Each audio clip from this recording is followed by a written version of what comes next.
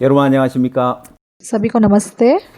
이번 시간에는 마인드의 급수에 대해서 이야기를 하고자 합니다. इस सेशन में हम मन के स्तर के बारे में बात करेंगे। 사람들은 저마다 다른 마인드를 가지고 있는데요. सबके पास एक अलग मन का स्तर होता है। 가지고 있느냐, 잘못된 마인드를 가지고 있느냐. तो मन अच्छा है या गलत है, 그냥 단순하게 이렇게 두 파트로 나눌 것이 아니라 우리는 좀 더 세부적으로 나누어서 여러분의 마인드가 어떤 마인드를 갖고 있는지 여러분 자신이 점검해 볼 수 있도록 하고자 합니다. तो हम मन को सिर्फ अच्छा या गलत नहीं कह सकते, लेकिन हम मन के अलग अलग स्तरों को देख सकते ताकि आप अपने मन को जांच सको कि आपके मन का स्तर कौन सा है। 에 따라 그 인생이 달라진다고 했는데요. मनुष्य के पास किस प्रकार का मन है उसके आधार पर उसका पूरा जीवन बदल जाता है। 우리는 물에 급수가 있는 것처럼 마인드에도 급수가 있는데 5가지 단계로 나누어서 살펴볼 겁니다. तो पानी की तरह हमारे मन के भी 5 अलग अलग स्तर हम देख सकते हैं। 이번 클래스를 통해서 여러분의 마인드의 급수가 몇 급에 해당하는지 어느 위치에 있는지를 알 수 있게 될 것입니다. तो आप देख सकेंगे कि आपके मन का स्तर कौन सा है। 예, 마인드는 설계도와 같다고 했는데 तो मैंने आपको बताया था कि मन जो है एक ब्लूप्रिंट की तरह होता है 인생이 달라지죠. और आपके पास किस प्रकार का मन है उसके आधार पर आपका जीवन बदलता है 볼 수 있습니다. और उसके हिसाब से उस मनुष्य का मूल्य भी बदलता है। 세계는 눈에 보이지 않기 때문에 우리가 눈에 보이는 물질 세계를 통해서 한번 비교해 보고자 합니다. हम मन की दुनिया को देख नहीं सकते, इसलिए इसकी तुलना हम किसी ऐसी चीज से करेंगे जिसको हम देख सकते हैं। 설명해 주는 것이 물의 급수라고 할 수 있습니다. तो पानी के अलग अलग स्तरों के उदाहरण से मैं आपको समझाऊंगा। 예, 물은 그냥 깨끗하다 깨끗지 않다로 나눠지는 것이 아니라 이렇게 5단계의 급수로 물을 나눕니다. तो पानी भी सिर्फ शुद्ध और अशुद्ध नहीं होता, पानी के 5 अलग अलग स्तर होते हैं। 예, 먼저 1급수는 가장 깨끗한 물입니다. तो सबसे जो शुद्ध पानी है वो पहले स्तर का पानी होता है। 1급수라고 부릅니다. तो जो पानी पिया जाता है वो पहले स्तर का पानी होता है। 자, 그리고 1급수에만 살 수 있는 물고기들이 있습니다. और कुछ ऐसी मछलियां होती है जो केवल इस सबसे शुद्ध पानी में रह सकती है, 사제나 열모고 뭐 이런 물고기들입니다. जैसे कि ट्राउट, क्रॉफिश, मैंचूरियन ट्राउट। 그러면 나라마다 조금씩 다르기 때문에 तो हो सकता है इन मछलियों के नाम देश के हिसाब से अलग अलग होंगे, 하고 살펴보면 됩니다. लेकिन मैं आपको अलग अलग मछलियों के बारे में बताऊंगा। 2급수는 और फिर जो दूसरे स्तर का पानी है 꼭 깨끗하고 그 다음에 목욕을 할 수 있지만은 먹을 수는 없는 물 정도가 2급수에 해당합니다.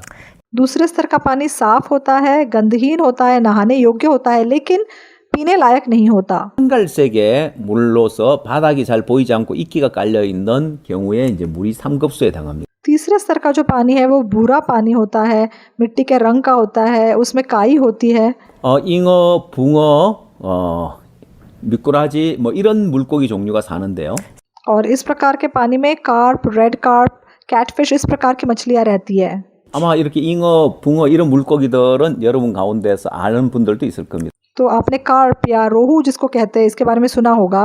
하는 물고기 3급수에 해당합니다. तो इस प्रकार की मछलियां तीसरे स्तर के पानी में रह सकती है। 물이고 물고기가 살 수 없는 물이 4급수입니다. जो चौथे स्तर का पानी है वो प्रदूषित पानी होता है, इसमें कोई मछलियां नहीं रहती। 그 생물이 살 수 없는 물인데 5वें स्तर का पानी काला पानी होता है, इसमें कोई जीव जंतु नहीं पाया जाता। 여러분들이 뭐 물의 급수에 따라서 중요한 건 물의 가치가 달라진다는 이야기를 하고 싶은데 तो मैं आपको बताना चाहता हूँ कि पानी के स्तर के अनुसार उसका मूल्य भी बदलता है। 현재 사람들은 1급수의 물을 생수로 이제 만들어서 팔고 있습니다. तो आजकल लोग इस सबसे शुद्ध पानी को लेकर मतलब पैकेज करके बेचते हैं।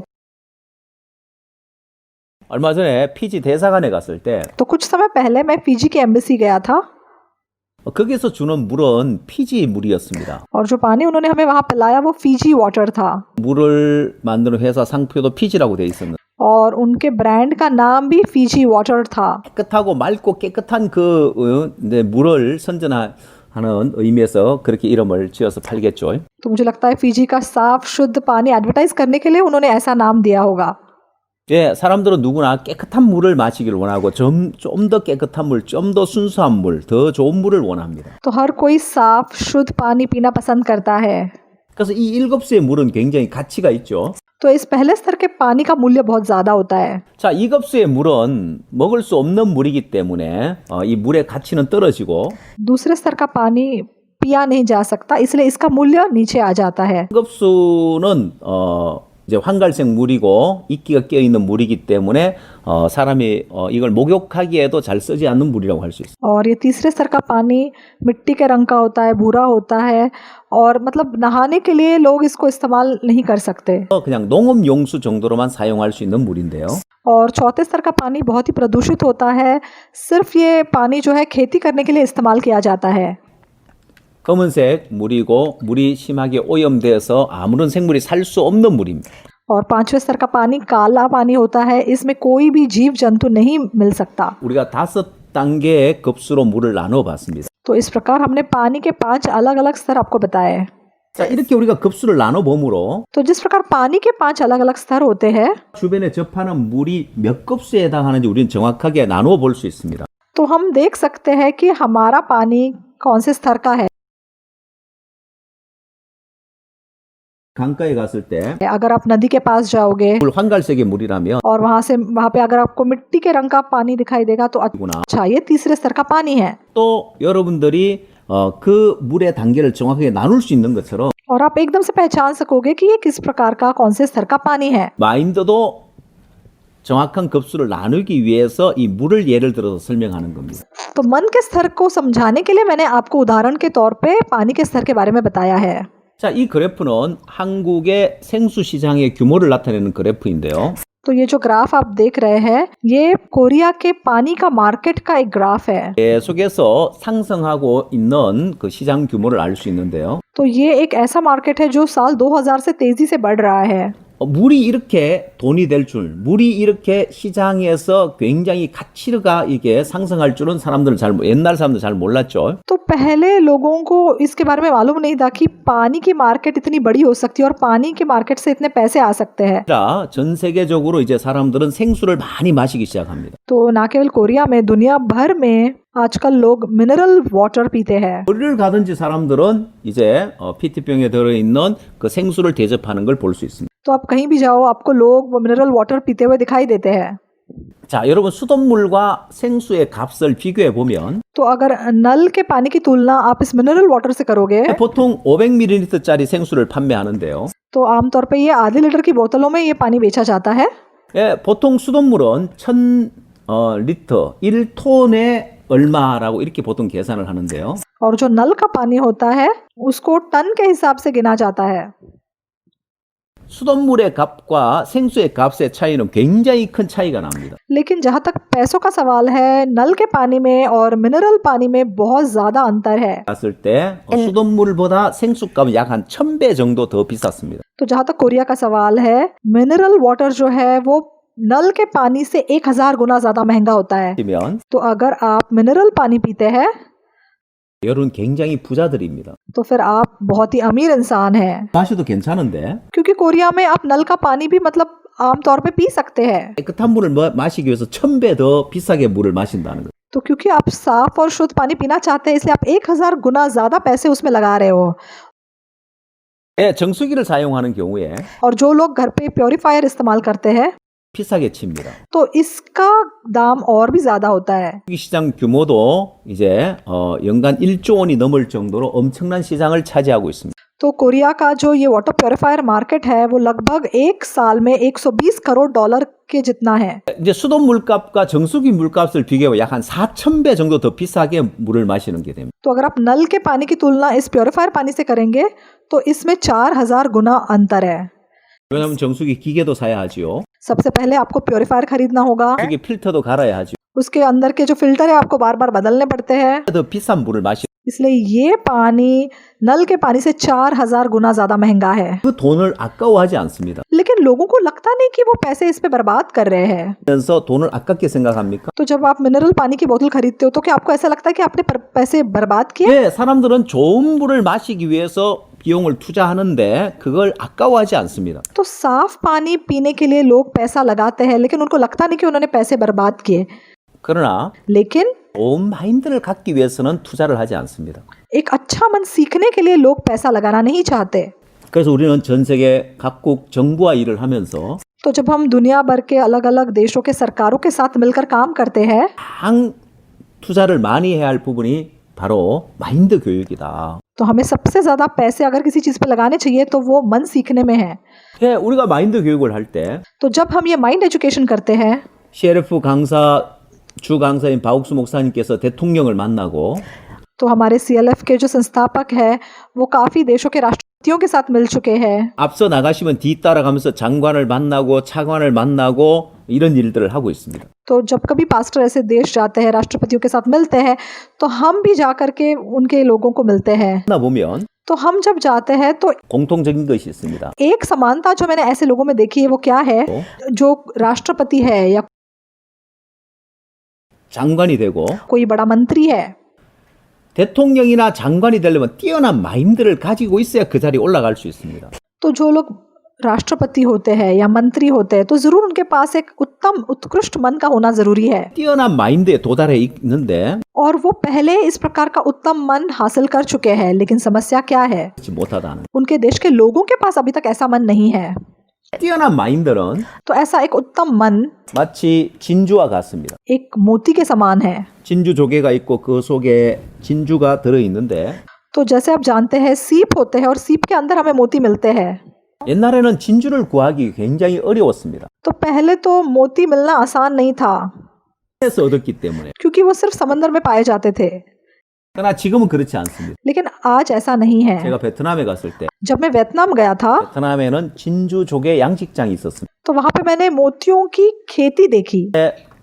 수많은 조개들을 키우고 있는데 तो वहां एक मोतियों की खेती थी जहां पे वो नकली तरीके से उनको रख रहे थे। 그 조개 안에 전부 다 진주가 들어 있는 거. तो उनमें से हर एक सीप के अंदर मोती थे। 그런 연구를 했습니다. तो लोगों ने इसके ऊपर रिसर्च किया। 어떻게 진주를 만들어내냐? तो ऐसे कैसे हो रहा है कि इन सीपों में मोती मिल रहा है। 진주 조개 살갗 속에 가장 고통스러운 곳에 이물질이 들어와서 통증을 느끼고 그걸 감싸서 진주로 만드는 거예요. तो असल में बाहर से जो बालू का कण इस सीप के अंदर जब चला जाता है तो उसके द्वारा असल में मोती बनता है।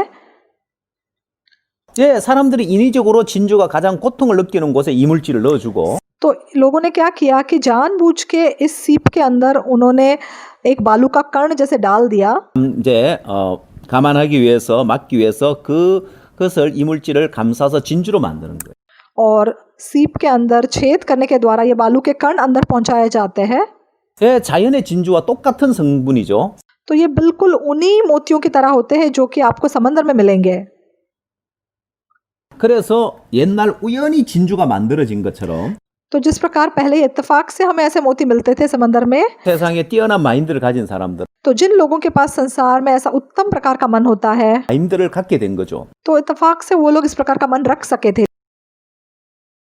우리는 लेकिन हम 진주 조개를 양식하는 것 जिस प्रकार लोगों ने इसकी नकली तरीके से खेती करके मोती निकाले, हम भी जवान लोगों के मन में ये अच्छा मन डालना चाहते हैं 로 만들 수 있는 ताकि उन सबको हम एक बहुमूल्य मोती की तरह बना सके। 전 세계 대통령, 전 세계 정부가 박욱수 목사님을 초청하고 있는 거예요. इसलिए अलग अलग देशों के राष्ट्रपति पास्टर पाक को इस माइंड एजुकेशन करने के लिए बुलाते हैं।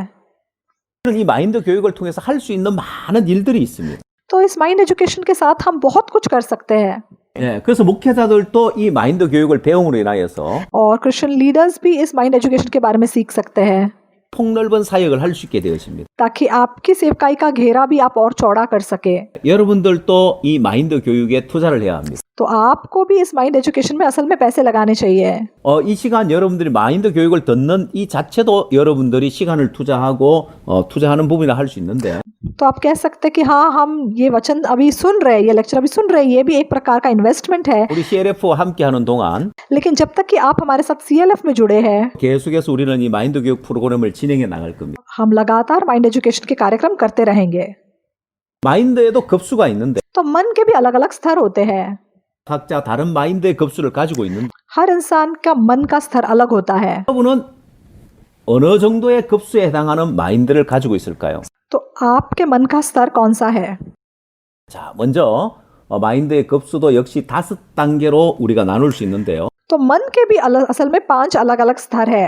자, 1급부터 5급까지 나누어지는데 तो हम 1 से लेकर 5 देख सकते हैं। 1급이 최고 좋은 마인드, सबसे पहला मन का स्तर जो है वो सबसे महान मन का स्तर है। 후의 마인드가 있 ये सबसे महान मन है जहाँ पे आप खुशी और सफलता दोनों पा सकते हैं। 마인드. और जो 5वें स्तर का मन है वो सबसे बदतर मन है, जो एक एबनॉर्मल मन है, असाधारण मन है। 게임이나 도박이나 마약에 중독되는 사람들이 가지고 있는 마인드. तो ये ऐसा मन है जो मतलब नशा करने वाले, जिनको जुए का लत है, गेम्स का लत है, ऐसे मन रखने वाले लोग हैं। 한 단계씩 살펴볼 텐데요. तो अभी हम एक एक करके हर एक प्रकार के इस मन को देखेंगे। 먼저 가장 안 좋은 5급부터 우리가 거꾸로 최고 좋은 마인드까지 우리가 살펴볼 겁니다. तो हम 5वें स्तर से शुरू करके ऊपर जाएंगे।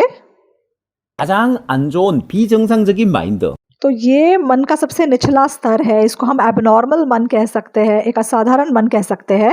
도박이나 마약에 중독되는 사람들이 가지고 있는 마인드인데 तो ये उन लोगों का मन है जो गेम खेलने में या जिनको जुए का लत या नशे का लत है। 이렇게 게임하지 말라고 이야기를 합니다.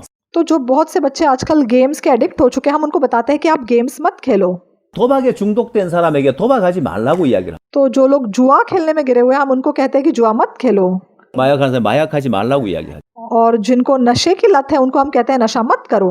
끝나고 벗어날 수 있는 게 아니에요. लेकिन इससे ये लोग आजाद नहीं हो पाते। 그때 마인드 때문에 게임에 도박에 마약에 중독이 되는데 तो असल में ये लोग इस प्रकार की लत में इसलिए गिरे हैं क्योंकि इनके पास एक गलत प्रकार का मन है। 그때 마인드부터 바꿔야 됩니다. तो इसलिए सबसे पहले इनके गलत मन को ठीक करना जरूरी है। 5급의 마인드는 तो इसलिए ये 5वें स्तर का जो मन है, 비정상적인 욕구를 쫓아서 तो इस प्रकार की असाधारण इच्छाओं के पीछे जाकर, 게임이나 도박이나 마약 같은 데 중독돼 있는 사람이 가지는 마인드인데 तो चाहे वो गेम्स खेलना हो या जुआ या नशा हो, लोगों को इसकी लत लग चुकी है। 이게 공통적인 것이 있습니다. लेकिन इन सब लोगों की एक समानता होती है, 신뢰한다는 것이. और ये वो है कि ये लोग अपने आप पर विश्वास करते हैं। 가장 낮은 단계의 마인드.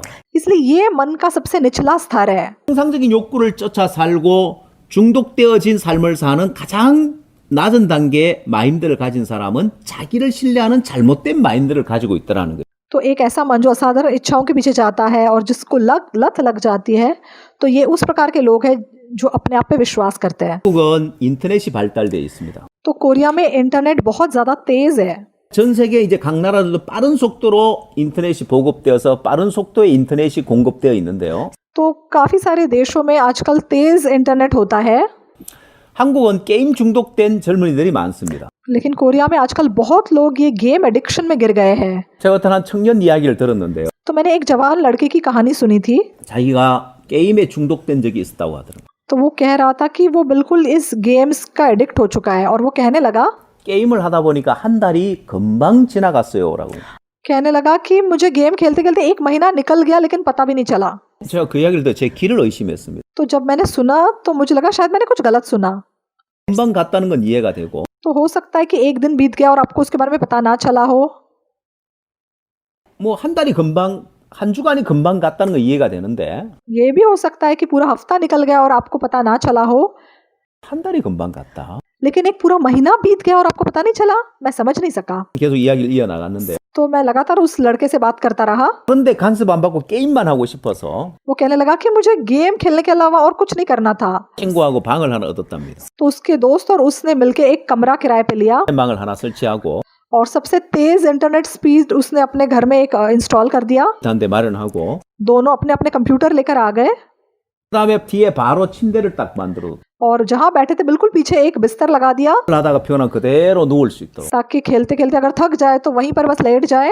하루 평균 3시간만 잠자고 게임만 했다고 합니다. तो कहना लगा कि हम दिन में सिर्फ 3 घंटे सोते थे, बाकी टाइम गेम खेल रहे थे।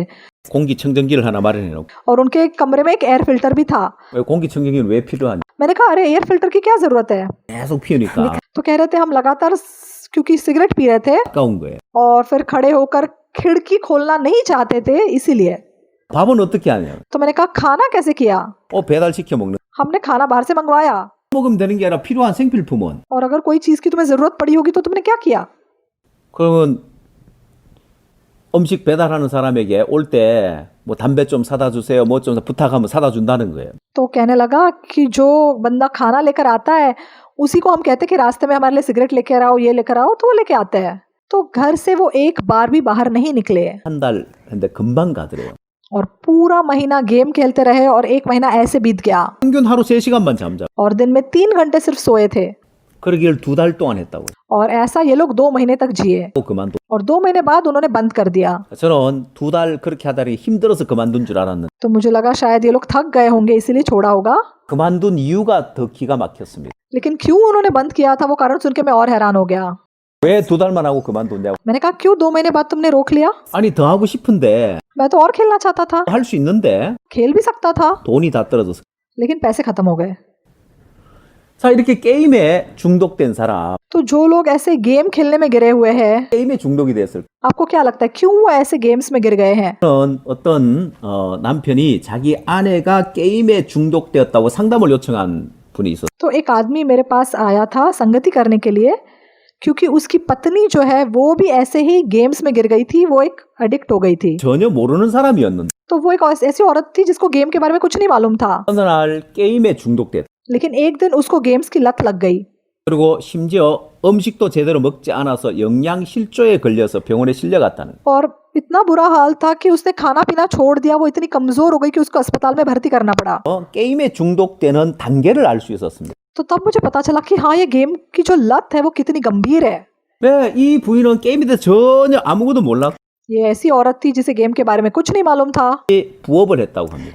वो सिर्फ घर का काम करती थी। 집에 컴퓨터를 갖다 놓고 तो अब उसने अपने घर में कुछ कंप्यूटर रखे 게임 프로그램이 자동으로 돌아가는데 और मतलब उसका काम कुछ ऐसा था कि जो कंप्यूटर पे गेम चल रहे होते हैं 멈추는 거예요. लेकिन बीच बीच में गेम रुक जाता है 왜냐하면 게임 회사에서 क्योंकि जो गेम बनाने वाली जो कंपनी होती है 이 게임이 오토매틱으로 돌아가지 못하도록 ताकि ये गेम मतलब ऑटोमेटिकली चलते ना रहे, वो बीच बीच में लॉक हो जाता है। 거예요. 사람이 하는지 이게 프로그램이 하는지를 और फिर ये चेक करने के लिए कि सचमुच एक इंसान खेल रहा है या कि कंप्यूटर वो गेम खेल रहा है, 질문하는 이제 질문이 뜨는데 बीच बीच में एक सवाल स्क्रीन पर आता है 사람이 직접 답을 넣어야 다시 게임이 진행. और फिर उसका जवाब एक इंसान के देने के बाद ही वो गेम दोबारा से शुरू होता है। 네, 그래서 뭐 지나다 보고 자기 일하다가 컴퓨터가 멈춰 있으면 게임이 진행되도록 그 답변만 써주는 아주 쉬운 그런 부업이었어요. तो ये आसान सा काम था कि अगर वो सवाल स्क्रीन पर आता है तो उस औरत को बस उसका जवाब दाना देना था और उसको इसके अच्छे खासे पैसे मिल रहे थे। 네, 그렇게 이제 일을 맡기는 사람들은 और जिन्होंने उसको ये काम दिया था 게임의 레벨을 올려서 तो वो खुद उस गेम में बहुत ऊपर के लेवल तक जा चुके थे 아이템을 얻을 수 있으면 और अगर उनको ऊपर के लेवल पे जाके कुछ आइटम मिलेगा तो वो भी असल में पैसे थे। 그런 비정상적으로 그렇게 했던 겁니다. तो ऐसे ही करके मतलब उसका काम हो रहा था। 그러나 이 부인이 तो एक दिन ये जो पत्नी थी 거기서 얻어지는 그 게임 안에서 얻어지는 아이템이 굉장히 비싼 가격에 팔리고 돈으로 거래가 된다는 이야기를 들으면서 तो उसने सुना कि गेम्स में जो आइटम मिलते हैं वो महंगे मतलब दाम में बेचे जाते हैं। 썼습니다. तो पहले तो उसे हंसी आई थी, 라고 사람들이 이걸 돈을 몇십만 원을 주고 사고 क्यों लोग इतने डॉलर खर्च करके ये खरीदते हैं या 100만 원 주고 산다고 हजारों डॉलर भी खर्च करते हैं। 상관없는 일이요. तो उसके लिए ये बात बिल्कुल बेकार की बात थी। 식으로 일을 해서 돈만 벌면 돼. तो उसने बस पार्ट टाइम ये काम लिया था थोड़े पैसे कमाने के लिए, 늘 지나다니면서 그 게임을 보다 보니까 लेकिन वो बार बार आते जाते वो गेम्स के स्क्रीन देख रही थी 사람들이 이 게임을 이렇게 많이 하지. तो उसके मन में बहुत उत्सुकता थी कि ऐसा इसमें क्या है। 자기도 한번 게임을 해봤다고. तो एक दिन ऐसे ही उसने मतलब एक गेम खेलना शुरू किया 점점 이제 게임에 빠져든 거예요. और धीरे धीरे करके उसमें गिरना शुरू हो गई और एक बार उसको उसकी लत लग गई। 밥을 제대로 먹지 않아 영양 실조가 올 정도까지 심각한 상황에 간. यहाँ तक कि उसने खाना पीना भी छोड़ दिया और फिर वो कमजोर हो गई। 단지 시작은 호기심에서 시작을 했습니다. तो ये शुरुआत तो सिर्फ एक उत्सुकता से हुआ था। 이 게임 뭐길래 사람들이 이렇게 게임에 빠지는 거야? अरे इस गेम में ऐसा क्या है कि लोग इतने पागल हैं? 하고 싶은 마음 전혀 없었고 तो असल में उसके पास खेलने का कोई मन नहीं था, बस उत्सुकता में आकर के उसने किया, लेकिन बाद में वो उसमें पूरी तरीके से गिर गई। 여러분 게임 개발하는 사람들은 तो जो लोग इस गेम को बनाते हैं, 요즘 온라인 게임을 개발하는 사람들은 खास करके जो लोग ऑनलाइन गेम्स बनाते हैं, 중독이 돼야 돈을 벌기 때문에 तो वो लोग केवल तब पैसे कमा सकते हैं जब लोगों को इसकी लत लग जाए। तो इसलिए जब ये गेम बनाते हैं 사람들을 빠져들게 만들까 하고 연구하는 거예요. तो रिसर्च करते हैं कि कैसे गेम को हम बनाएं कि लोगों को इसकी लत लग जाए। 게임 회사에서 게임을 하나 개발해 낼 때 तो जब गेम बनाने वाली कंपनी नया गेम बनाती है 그럼 100명의 직원들이 तो 100 लोग 1년, 2년 개발 연구해서 그 게임을 하나 출시하게 되는 거예요. तो 1-2 साल पूरा रिसर्च करने के बाद ही वो नया गेम आते हैं.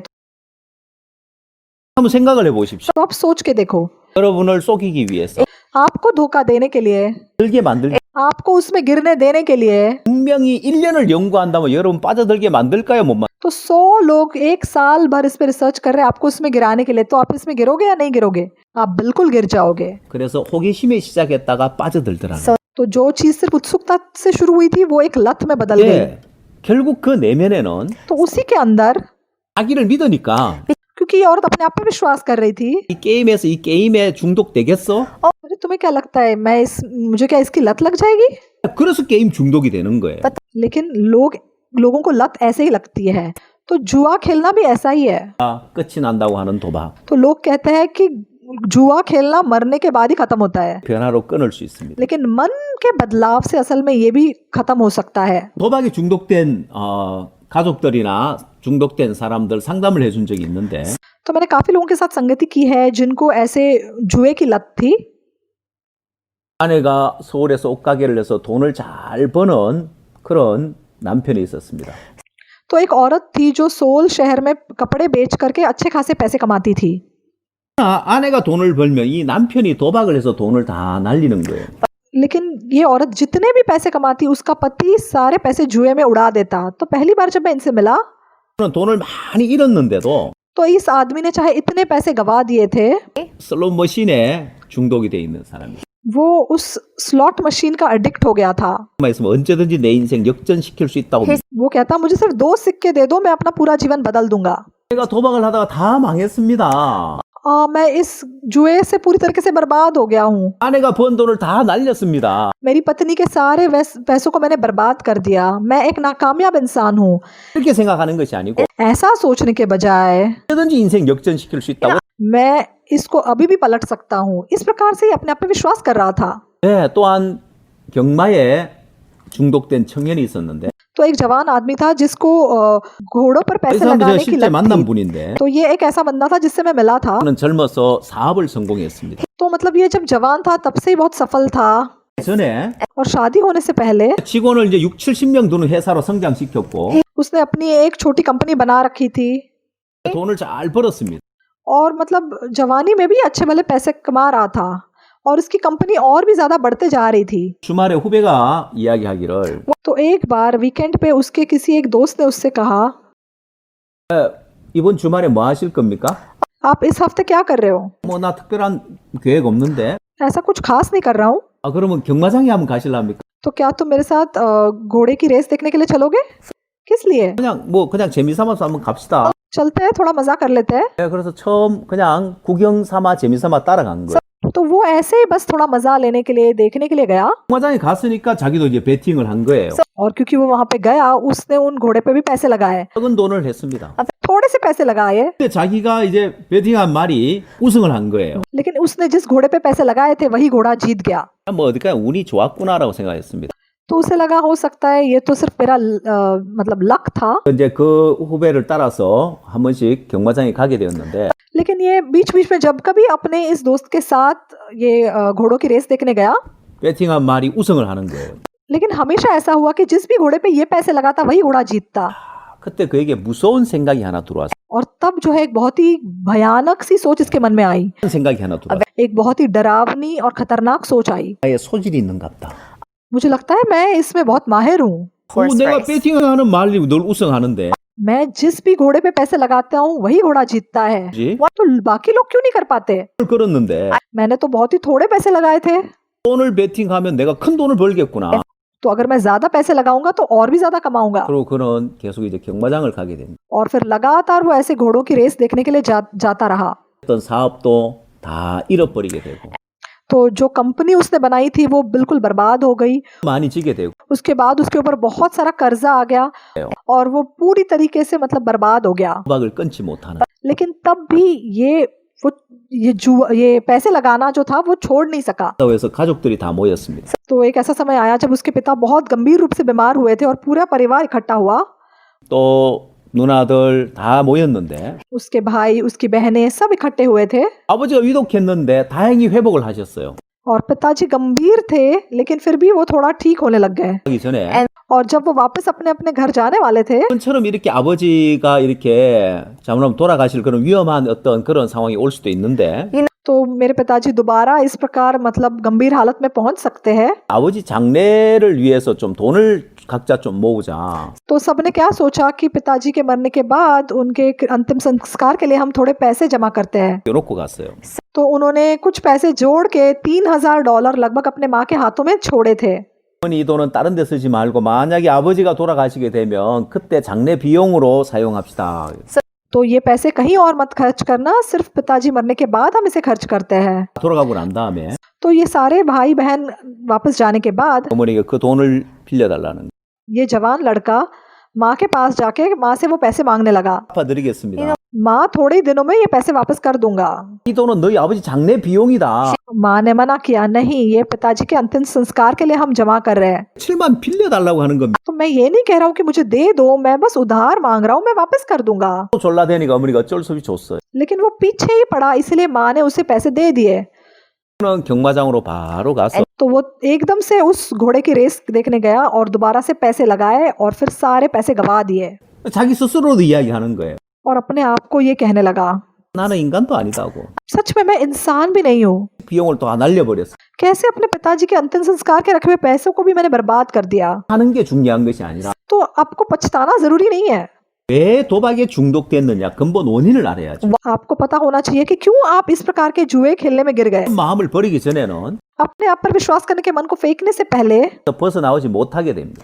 आप उससे आजाद नहीं हो सकते 마약 심각한 문제가 되고 있습니다. तो नशा या ड्रग्स भी आजकल बहुत ही एक गंभीर समस्या बन गई है 중독된 사람들도 공통적으로 तो सभी प्रकार के ड्रग एडिक्ट्स क्या कहते हैं 호기심에서 시작을 합니다. कि मैंने ऐसे उत्सुकता से शुरू किया था 이게 중독돼야 되겠다고 하면 시작하는 사람이 있습니까? तो क्या कोई ऐसा होता है कि मुझे एक ड्रग एडिक्ट बनना है इसलिए मैं ड्रग्स लेना शुरू करूंगा 시작한 사람 없어요. कोई भी ऐसा नहीं होता 그래서 권하니까 लेकिन दोस्तों का दबाव 사람이 하니까 और क्योंकि आसपास के लोगों को आप करते हुए देखते हैं और फिर उत्सुकता से आप जो है एक बार करने की कोशिश करते हैं 든 거예요.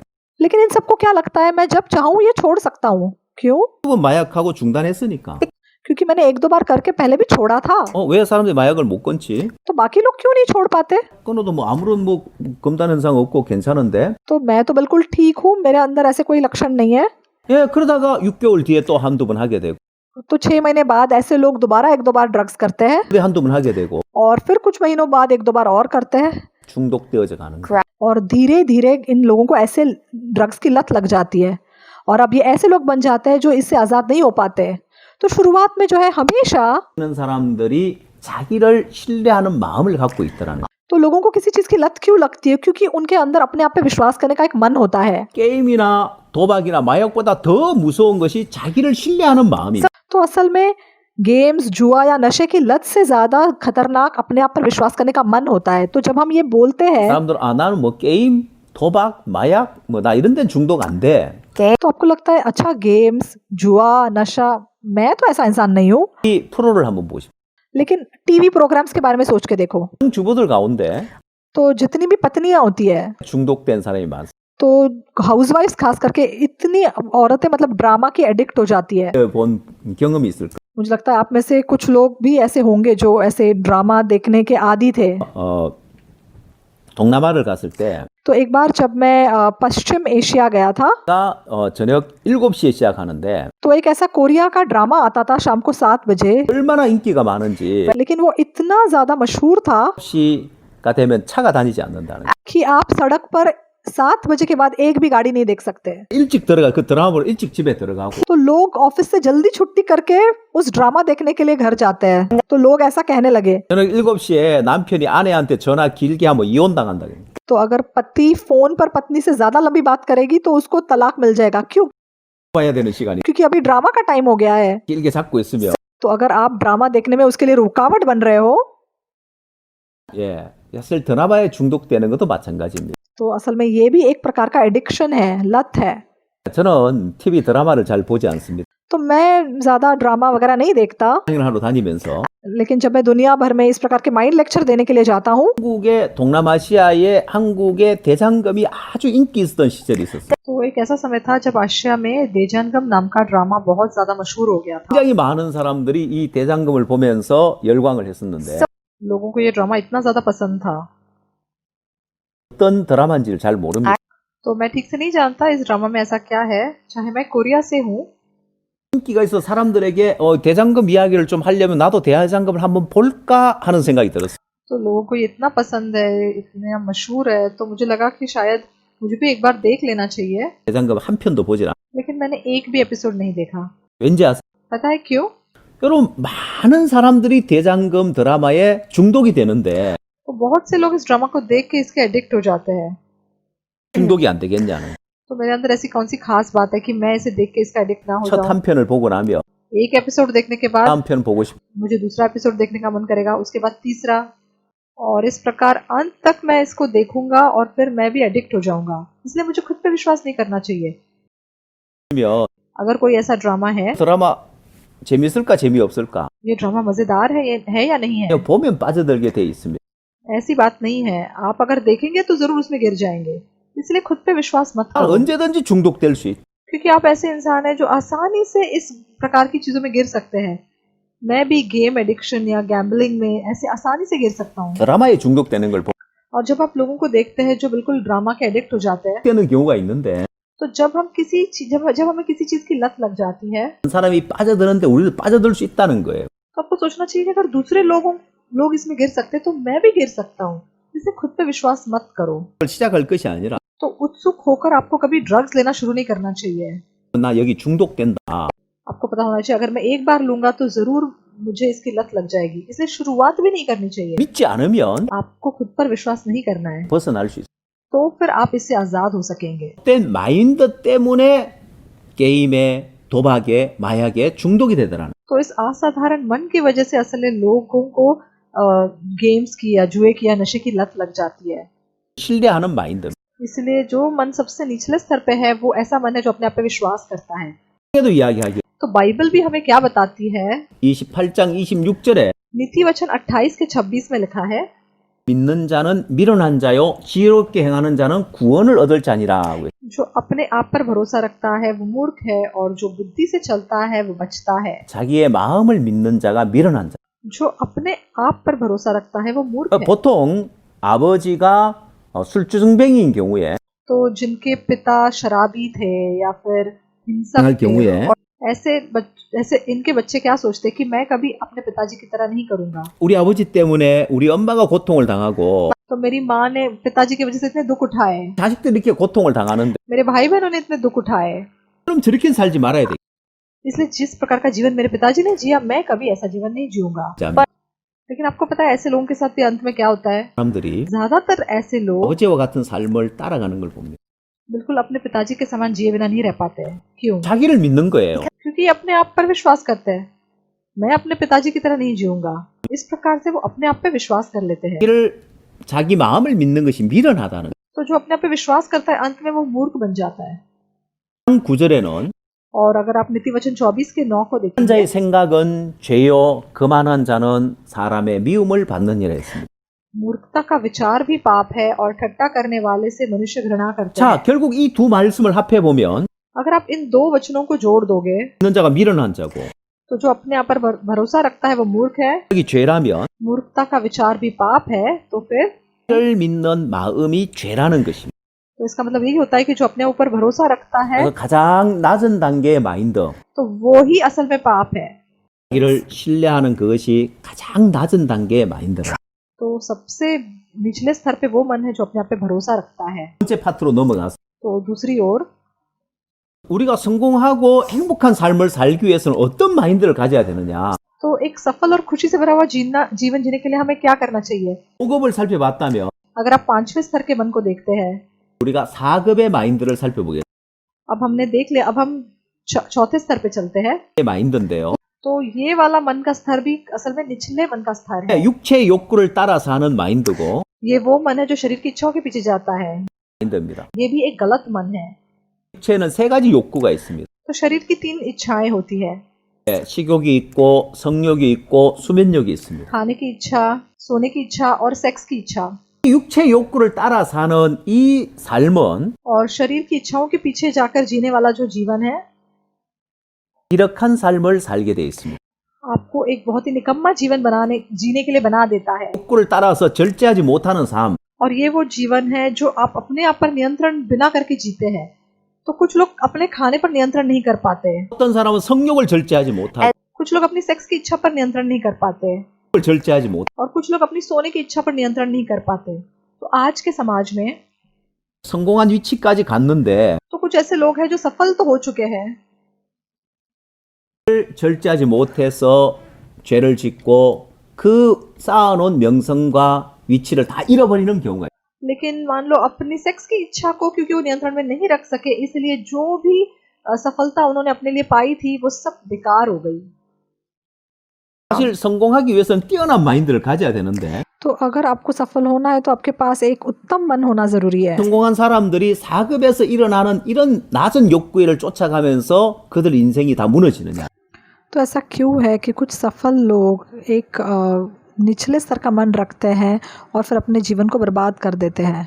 그 사람들이 왜 무너지는지 참 이런 정확한 원인을 알고 해결책도 발견할 수 있고 अगर आप माइंड एजुकेशन के बारे में सीखेंगे तो आपको पता चलेगा कि ऐसा क्यों होता है, और उसके बाद आपको उसका सल्यूशन भी मिलेगा, और उसके बाद आपको एक बहुत ही दिलचस्प बात पता चलेगी। 마인드라는 것은 तो चौथे स्तर के मन से बेहतर एक तीसरे स्तर का मन होता है। 그런 마인드라고 할 수 있어요. तो इसको हम एक एवरेज माइंड या एक साधारण मन कह सकते हैं। 사람들이 가지고 있는 마인드죠. तो ज़्यादातर लोगों के पास इस प्रकार का मन होता है। 충실한 삶을 살아가는 마인드입니다. तो लोग वास्तविकता में जीते हैं। 가서 자기 맡은 임무를 성실하게 이행하고 तो ऑफिस के कर्मचारी ऑफिस जाते हैं और मेहनत से अपना काम करते हैं। 학교 가서 또 공부하고 तो छात्र जो है अपने स्कूल जाते हैं, पढ़ाई करते हैं, और इस प्रकार वास्तविकता में वो जीते हैं। 여러분들에게 몇 급의 마인드를 가지고 있냐고 하면 अगर मैं आपसे पूछूं कि आपके मन का स्तर कौन सा है, 한 급에 해당하는 마인드를 가지고 있다고 많이 이야기를 합니다. तो ज़्यादातर कहेंगे कि तीसरे स्तर का मन है। क्यों? 자신이 현실에 충실한 삶을 살고 있기 때문에 क्योंकि ये लोग अपना जीवन वास्तविकता में जी रहे हैं, 충실한 삶을 살지만 और चाहे ये लोग अपना जीवन वास्तविकता में जी रहे हैं 성공할 수는 없습니다. तो वो कभी भी ऐसे मन के साथ सफल नहीं हो सकते। 성공하는 삶을 살기 위해서 आपको एक सफल जीवन जीने के लिए 상급의 마인드에서 2급의 마인드로 마인드를 바꿔야 성공할 수 있어요. आपको तीसरे स्तर के मन से ऊपर दूसरे स्तर के मन तक जाना होगा। 이제 평범한 마인드라면 तो अगर तीसरे स्तर पे एक साधारण मन है तो फिर दूसरे स्तर पे किस प्रकार का मन है? 급의 마인드는 दूसरे स्तर पे 잠시 후에 살펴보기로 하고 मैं आपको इसके बारे में बाद में बताऊंगा। 이 도표를 한번 보십시오. सबसे पहले आप स्क्रीन पर देखिए।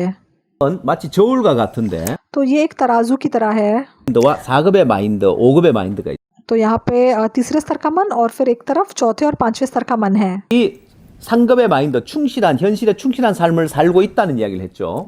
तो मैंने पहले आपको बताया कि आम तौर पे लोगों के पास तीसरे स्तर का मन होता है जो कि एक साधारण मन है, 긴 욕구를 쫓아 사는 마인드인데 लेकिन चौथे स्तर का मन शरीर की इच्छाओं के पीछे जाता है, और पांचवें स्तर का मन एक एबनॉर्मल मन होता है। तो आपके मन पर ये तराजू आप लगाकर देखो 그런 삶을 살고 현실에 충실한 삶을 살고 있을 것입니다. तो आप ज़रूर वास्तविकता में जी रहे होंगे, तीसरे स्तर का जीवन आप जी रहे होंगे। 시간적인 여유와 또 물질적인, 돈적인, 금전적인 여유가 생겼을 때 लेकिन मान लीजिए आपके पास आपको बहुत सा खाली समय मिल जाए, 마음이 어느 쪽으로 흘러가는 걸 보십시오. तब आप सोच के देखो आपका मन किस दिशा में बहेगा। 내가 시간적으로 여유가 주어질 때 अगर मुझे बहुत सा खाली समय मिल जाएगा 생각을 갖죠? तो किस प्रकार की सोच आपके पास आएगी? 내가 오늘은 좀 푹 좀 쉬어야 되겠다. आज तो मुझे आराम करना चाहिए। 어떤 욕구를 충족시켜 줍니까? तो आप कौन सी इच्छा को पूरा कर रहे हो? 자, 우리는 4급의 마인드가 어떤 마인드라고 했습니다. तो चौथे स्तर का मन कौन सा था? 육체 욕구를 따라 사는 마인드라고 했죠. एक ऐसा मन जो शरीर की इच्छाओं के पीछे जाता है, 네, 식욕과 성욕과 수면욕을 쫓아가는. खाने की इच्छा या सेक्स की इच्छा या सोने की इच्छा। 여유가 주어졌을 때 तो जब लोगों के पास ऐसा खाली समय होता है तब वो क्या करते हैं? 바쁘게 사는 사람들은 तो जो लोग एक बहुत व्यस्त जीवन जीते हैं 푹 자고 좀 푹 쉬어야 되겠다. तो वो सोचेंगे मुझे अब आराम से थोड़ा सोना है, आज थोड़ा आराम करूँगा। 추구하더라는 거예요. तो ऐसे लोग शरीर की इच्छाओं के पीछे जाते हैं। 또 마찬가지. तो वैसे ही जब लोग सफल हो जाते हैं, जब इनको ऐसा खाली समय मिल जाता है, तो ये लोग भी अपनी शरीर की इच्छाओं के पीछे जाते हैं। 이 그래프에서 보는 바와 같이 और बाद में जैसे हम इस ग्राफ में देख सकते हैं, 마인드로 살아가다가 तो आमतौर पे आप ये तीसरे स्तर का मन रख के जीते हैं। 주어질 사람은 4급, 5급으로 흘러가는 거예요. लेकिन ऐसे लोग जब इनको ऐसा एक्स्ट्रा टाइम खाली समय मिल जाता है, तब वो चौथे या पांचवें स्तर में चले जाते हैं। 어려운 거예요. तो इसलिए फिर ये कहना मुश्किल है कि आपके मन का स्तर तीसरा है। 여러분들이 직장에 충실하고 आप चाहे अपने काम के प्रति समर्पित हो, अपने परिवार के लिए समर्पित होकर जी रहे हो और वास्तविकता में जी रहे हो, 여러분들이 기본적인 삶을 살기 위해서 그렇게 살아가는데 तो आप ऐसा इसलिए कर रहे हो क्योंकि आप बस वास्तविकता में जी रहे हैं। 그래도 똑같은 월급 준다면 어떻게 하겠습니까? लेकिन मान लीजिए कि आपको बिना ऑफिस जाए भी अगर पैसे मिलने वाले हैं, तो फिर आप ऐसे इंसान बन जाओगे जो अपनी शरीर की इच्छाओं के पीछे जाओगे, 기울어지는 거예요. और फिर तब आपका मन 쪽으로 기울어져 있는 4 या 5 की तरफ झुकने लगेगा। 거죠. 여건만 주어지면 4급, 5급으로 흘러가는 अगर आपको समय दिया जाए, अगर परिस्थिति आपको दी जाए, तो आपका मन स्वाभाविक रूप से चौथे या पांचवें मन के स्तर में बहेगा। 한다면 और अगर आप मन के दूसरे स्तर पे जा सकोगे, 여러분 인생이 굉장히 달라질 수 있어요. तब आपका जीवन बहुत ही अलग होगा। तो ये जो दूसरे स्तर वाला मन है, 도전하고 한계를 넘는 마인드입니다. तो ये वो मन है जो सीमा को छलांग करता है और चुनौती रखता है। तो अगर आप सफल लोगों के जीवन को देखोगे, 끊임없이 도전하고 한계를 넘는 마인드를 가지고 있어요. तो ये लोग संतुष्ट नहीं हो जाते और लगातार अपने आप को चुनौती देते हैं। 근데 충실한 삶을 살다가 तो आप वास्तविकता में जी रहे हैं, 흔히 주어지면 육체 욕구를 따라 산다. लेकिन परिस्थिति के कारण अगर आप दोबारा से शरीर की इच्छाओं के पीछे जाओगे, 결코 성공할 수 없습니다. तो आखिरकार ऐसा इंसान कभी सफल नहीं हो पाता। 한 사람들은 लेकिन जो लोग सच में सफल हो चुके हैं, 바로 2급의 마인드를 추구하는 거예요. तो ऐसे लोग दूसरे स्तर के मन के पीछे जाते हैं, 그리고 한계를 넘는 이 삶을 끊임없이 추구하는 거예요. अपने आप को चुनौती देते हैं और अपनी खुद की सीमा को पार करते हैं। 여러분 한국에 아주 유명한 산악인이 있습니다. कोरिया में एक बहुत मशहूर पर्वतारोही है, उनका नाम है होंगिल और उन्होंने एक किताब लिखी है। 여러분 보는 이 PPT에 나오는 이 표지가 바로 이제 그 책입니다. और स्क्रीन पे जो आपको दिखाई दे रहा है, ये उनकी किताब का कवर है। 향해 그침없이 도전하라는 और किताब का जो शीर्षक है, never stop running towards your dream. 도전하는 삶을. इनका जीवन चुनौतियों से भरा हुआ रहा है। 자, 그는 8,000m급 되는 14개의 봉우리를 아시아 최초로 완등을 했습니다. ये सबसे पहले आशियाई है जो हिमालय की सारी 14 चोटियों पर चढ़े थे। 이 아시아 최초라는 것도 굉장히 대단한 기록이죠. तो आशिया के होने का ये सबसे बड़ा इनका एक रिकॉर्ड है। 유럽이나 서양에서 이 등반하는 이런 스포츠라 해야 될까요? 이런 것이 더 발달해 있었습니다. क्योंकि बाकी देशों में से बहुत लोग ऐसे हिमालय की चोटियों पे चढ़ चुके हैं। 의 어떤 이런 등반하는 것이 발달하지 않았는데 लेकिन क्योंकि कोरिया ऐसा देश है जहाँ पे पर्वतारोहण मतलब आम नहीं है, 엄원길 씨가 아시아 최초로 히말라야 8,000m가 넘는 14개의 봉우리를 다 올랐습니다. तो ये जो हम ओंगिल थे, वो सबसे पहले ऐसे आशियाई है जो कि हिमालय की सारी 14 चोटियों पर चढ़े। 그가 가지고 있는 세계 최초의 타이틀이 하나 있습니다. और उनके पास एक और विश्व खिताब भी है। वो क्या है? 예, 세계 최초로 그가 이루은 이 산악인의 그 최고의 업적이 있는데 तो किसी भी पर्वतारोही के लिए ये सबसे बड़ा जैसा पहला खिताब उनको मिला है। 최초로 16개의 8,000m가 넘는 봉우리를 완등한 사람이 됐습니다. तो ये दुनिया के पहले ऐसे जन बने जो कि दुनिया की 16 सबसे ऊंची चोटियों पर पहुंच गए। 등반하는 그 규정이 바뀌어 버렸습니다. तो इनके सफलता का जो स्तर है वो बिल्कुल जैसे बदल गया। 14개의 8,000m 넘는 봉우리를 오르면은 다 봉우리를 올랐다고 인정을 해줬는데 तो अगर ये सिर्फ 14 सबसे ऊंची चोटियों पर जाते, तब भी वो ऐसे सफल इंसान बन जाते। 바로 옆에 있는 봉우리라도 8,000m를 넘으면 다 올라야 8,000m 봉우리를 다 올랐다고 인정을 해줘. लेकिन दुनिया की सारी चोटियों को पार करने वाले इंसान होने के लिए उनको 2 और ऐसी चोटियों पर चढ़ना ज़रूरी था। 봉우리가 더 있었어. 총 16개인데 तो 14 और 2 अगर मिलाओगे तो 16 हो जाता है। 봉우리가 16개가 있어. तो दुनिया में असल में 16 ऐसे ऊंची चोटियां हैं जो सबसे ऊंची है, जो कि 8,000 मीटर से ज़्यादा है। 16개 봉우리를 다 오른 사람이 됐습니다.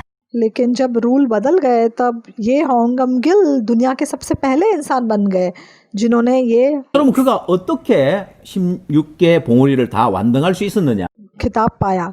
तो ये ऐसा कैसा कर सके कि सारी चोटियों को वो पहुंच सके? 하고 나서 그걸 준비한 게 아니라 तो रूल के बदलने के बाद इन्होंने ये काम नहीं किया। 도전하지 않을 때 तो असल में ये एक ऐसा समय था जब कोई अपने आप को चुनौती नहीं देता था, लेकिन इन्होंने अपने आप को चुनौती दी। 넘는 봉우리를 오르려면 तो अगर आपको 8,000 मीटर से ज़्यादा किसी चोटी पर जाना है, पहाड़ पे जाना है, तो असल में इसके लिए बहुत ज़्यादा तैयारी की ज़रूरत होती है। 그냥 등반할 수 있는 게 아니야. तो ये कोई ऐसा काम नहीं है जो आप 1 महीने में पूरा कर सकते हैं। 4,000m 지점에 베이스 캠프를 치고 तो 4,000 मीटर पर आपको एक बेस कैंप बनाना पड़ता है 하나씩 올라가야 고산병에 걸리지 않는다고. And you have और हर दिन आप सिर्फ 1,000 मीटर की दूरी जैसे कायम कर सकते हो। 위해서 필요한 준비를 하는데도 많은 돈이 들기 और ऐसे बड़े बड़े पहाड़ों पे चढ़ पाना बहुत मतलब महंगा होता है।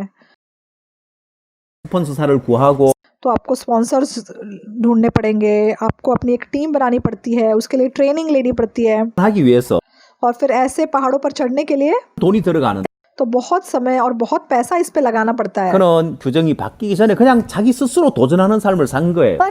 लेकिन ये ऐसा इंसान था जिन्होंने रूल के बदलने से पहले भी अपने आप को ये चुनौती दी 6개 봉우리 완등이라는 기록을 갖 और इसका परिणाम ये हुआ कि दुनिया के ये सबसे पहले इंसान बन गए जो 16 सबसे ऊंचे पहाड़ों पर चढ़े हैं। 그가 세계 최초의 타이틀을 가졌고 तो लगातार अपने आप को चुनौती देकर अपनी सीमाओं को पार करके उन्होंने अपने आप के लिए ये खिताब कमाया।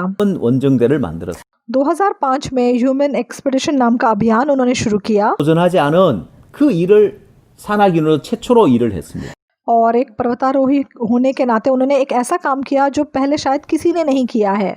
옛 동료의 시신을 수습하기 위해서 8,000m가 넘는 산을 다시 오른 겁니다. तो उनको उस 8,000 मीटर ऊंचे पहाड़ पर दोबारा चढ़ना पड़ा अपने एक साथी पर्वतारोही की डेड बॉडी को नीचे लाने के लिए। 또 시신이 발견됐는 तो 8,750 मीटर की ऊंचाई पर उनके एक दोस्त, उनके एक साथी की जो डेड बॉडी थी वहां से उन्हें नीचे लानी थी। तो असल में 사고로 그가 이제 조난을 당해서 목숨을 잃었는데 ये साथी जो था एक एक्सीडेंट में पहले ही मर चुका था, 하기 위해서 이 8,700m 산을 오르는 거예요. लेकिन उसकी डेड बॉडी को नीचे लाने के लिए इनको 8,750 मीटर ऊंचे पहाड़ पर चढ़ना पड़ा। तो जब आप ऐसे पॉइंट पर पहुंचते हैं तो वहां पर ऑक्सीजन सिर्फ 1/3 होता है 그런데 और बहुत ही खतरनाक जगह होती है। और 운구한다는 것은 운반하기 굉장히 어려운 일이죠. तो सांस लेना भी जब इतना मुश्किल होता है तो मान लो अगर आपको एक डेड बॉडी भी आपके साथ अगर लाना होगा तो वो कितना मुश्किल होगा। 동료의 시신을 수습하기 위해서 그가 등반을 했고 लेकिन ये उस पहाड़ पर खास उस बॉडी को नीचे लाने के लिए चढ़े थे 아직 아무도 하지 못한 일들을 그가 이루어갔어요. और ऐसे काम ये करते रहे जो पहले किसी ने नहीं किए। 이 부분에 아주 이제 감동적인 영상이 있는데 और एक बहुत ही दिल को छू देने वाली फिल्म इसके ऊपर बनी है। 그 영상 보고 다시 시작하도록 하겠습니다. तो मैं आपको थोड़ा उसमें से अगले सेशन में बताने वाला हूँ। फिर मिलेंगे।